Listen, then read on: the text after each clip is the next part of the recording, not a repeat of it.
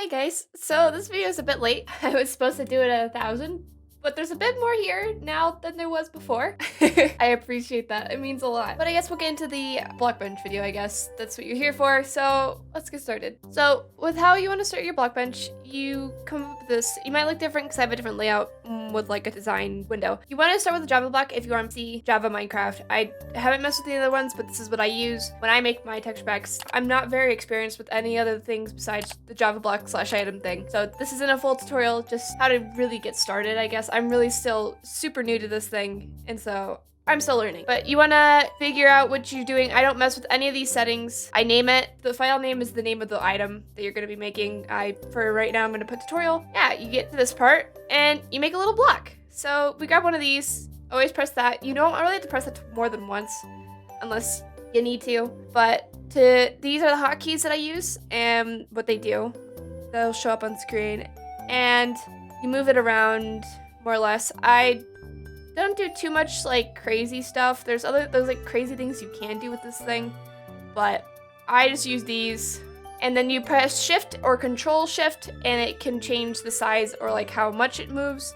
Control shift makes like super small changes, and then shift is like half. It just helps to change, like when you're making detailed things, you want to use those, the control shift. And then shift is just, it helps when you want to determine different sizes, I guess. And then rotate. When you rotate, you always want to have your pivot tool in the center. I find it easier. I will move it sometimes, but I think it makes it easier when you're rotating, because rotating in BlockBench is very annoying. And so I don't try and mess with it too much unless I have to use it. But I always use the pivot tool. You can move the pivot tool with like the pivot tool. And then you can change the rotation point. But I don't usually do it unless it's in the center. It just makes it easier. These other things I don't really know too much about. Again, I'm not very experienced with this. This is just what I know. Control C, Control V copies the item, the block you're holding over. Or you can, instead of doing all those keys, you can Control D and it's a duplicate. Alright, so basically I'm going to be making the Kingdom Hearts key today and more or less giving you a little bit of the details that I go through. I usually don't press the plus, like add a block or add a pixel button more than once. I always take from the other blocks so it's like not annoying to move around a lot. And I use the shift tool more than the control shift tool of moving things, because it just makes it like easier when you're moving things. There's ways to do things like super simple and like nice looking, but I'm not the best at this, and this is all I have, my knowledge, more or less. I'm gonna speed this up in the background. So when you are learning this, it's going to be hard. I struggled a little bit with this, but I had a friend that taught me. So if you know somebody that knows how to BlockBench, I suggest you asking them a lot as well, because things I learn every day from new people who know BlockBench than like experiencing, like looking at it for myself. Because there's not really many tutorials I haven't looked at personally. I'm not really a big tutorial person, but it's always nice to have like somebody that you know that knows BlockBench. If you can find that, I suggest you do. This key was super fun to make when I was making it. I was jamming out to music, so like I didn't record the lines beforehand, so things don't always line up with what I'm saying with the background. I apologize. But with this, it was very fun to make because it was different, because I had to mess with rotation tools in this, and it's quite interesting, to say the least, trying to get like the little slants and things like that. But after a while, I figured it out, and it looks great. I loved it. You'll see at the end here, but rotating is hard. Always make sure you have it in the middle. It always just makes things simpler. It can always move it later on, but I probably am not doing the best that I can with this. There's probably such an easier way to do this, but my way was the best I could come up with. I did like how it turned out though. I do change sizes and like positions of like the key part, but it did turn out. I think probably chose the hardest model to do this for a tutorial, but you know, when I started out, I made a pig. I'll pop that up on screen now. But I made a pig. It was terrible, but it was fun when Tux taught me. My friend Tux, but you should go check him out because he knows a lot more about BlockBench than I do. I find also with Minecraft, when you're trying to make an item off of like a real thing or like a different like game like that has like different like not block pixelated stuff, the best way to go with round objects is just to make them a square. So that's what I did. I didn't try and make no octagon things because there's no way I would make anything circular with this. Oh yes, and when you want to do that, you just press Control and you drag it over, and it just like, it's kind of fun. BlockBench is super difficult.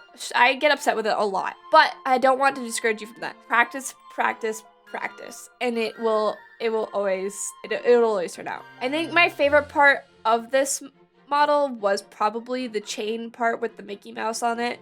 It was so fun. And it also turned out really cute.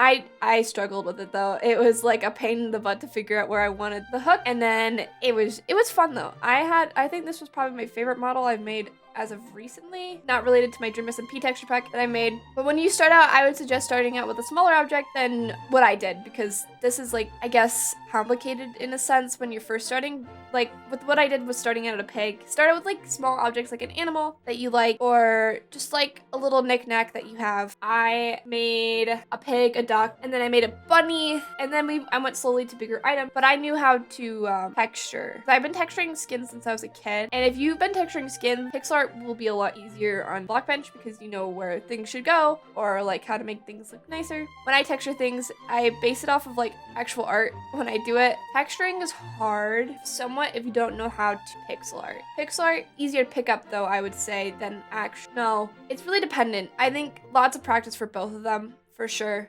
All right, now that we're here, you want to shift click and put it all into a folder. You want to name it, and then you want to click create texture over here, and then you want to name it whatever texture. It doesn't matter really, and then as long as you know what it is called and you can find it. 16 by 16 is 16 pixels is basically base Minecraft size pixels. I like to be a little more detailed with my items. So for this one, you couldn't see it, but my screen, I went to 32 pixels. When I first started to pixelate, or when I first started to color my entire my object, I like to go into, like, I would say like base coloring, and you want to collect element when you're filling the bucket in, I would say, just because it then covers all the sides for element, but it just makes it easier to know where you're starting and then go from there. So I will base color everything and then go, and then go into pixelating, like detailing and erasing and changing things. But it's always you start with like a base, and then you go from there. And then with the face and connected colors bucket tool, face is only what you see, and it will go down to the very bottom of that object to the very top. Connected colors, so if you have a line half of the object, it will only go whichever side you put your bucket on. So if you have the bucket on top of the line, it'll go, it's like a regular bucket tool. I'm sorry if I'm really bad at describing this, but yeah. And then after you have all your base colors down, you go into like detailing. I changed a lot of colors throughout this, so I'm not going to talk about that. I feel like when you're texturing, you just want to like see where highlights would go and where shadows would go and go from there. It's really, it's kind of hard to explain. I kind of just, when I color things, I like to like feel like, so like when I do art and draw things like that, I like to put it into pixel art form. So like if I were drawing this, where would I put the highlights and where would I put the shadows, if that makes sense? It's hard to explain, I guess. In a sense, it's not. I don't know. If you understand what I mean, I'm glad. If you don't, I'm sorry.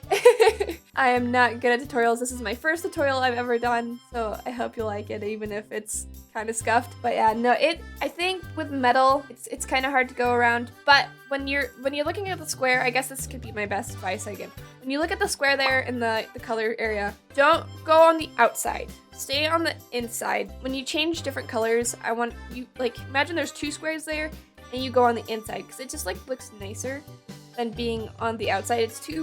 Those colors are too strong when you're trying to texture and things like that. It just makes it look, and so you want to go for like either more of a softer color or more pale color, or like being on the inside gives you more of like color mixture kind of thing, if that makes sense. I don't know if it does. But yes, that's my, I guess, my idea of how I do things. Gold, I don't even want to start with gold. Like, gold is a very hard thing to describe on how you texture it, but you use oranges and bright yellows. That's all I have for that. The chain was kind of difficult. I changed it a lot during this, but the chain, I don't even know. The chain was a pain in the butt. It is, you only have one pixel, like you only have one flat surface, so you only see the side that you're working on, and then you turn it around, you see the other side. It's kind of, it's annoying, but then it turns out pretty okay. It just takes some time. When you can color pick as well, you press Alt, or you can press the color pick tool. I always just forget, and I always do both, because Alt is a lot easier because you don't have to go up and down with your mouse. But yeah, I do move up things and change like positions and stuff, or I try to anyway. When you shift click and you have everything in the group, I organize terribly. When you're organizing your items, I would suggest making them all in separate folders for each separate like part. I wouldn't say body part, but like, I guess that works. Each separate body part of your items. So like the key and the chain and the Mickey Mouse head should all have been in one folder with the together, but they weren't because I don't know, I wasn't really thinking when I was organizing. I should have organized, but I didn't. And so I kind of suffered. So take my advice, folder your things and name them. I don't do it and I kind of regret it, but I still don't do it. But yeah, that's more or less the texturing of my item. I hope I hope this tutorial helped in somewhat. If it didn't, I apologize. Let me know in the comments and I can try and make another one. I'm not the best at tutorials. I've never done them before.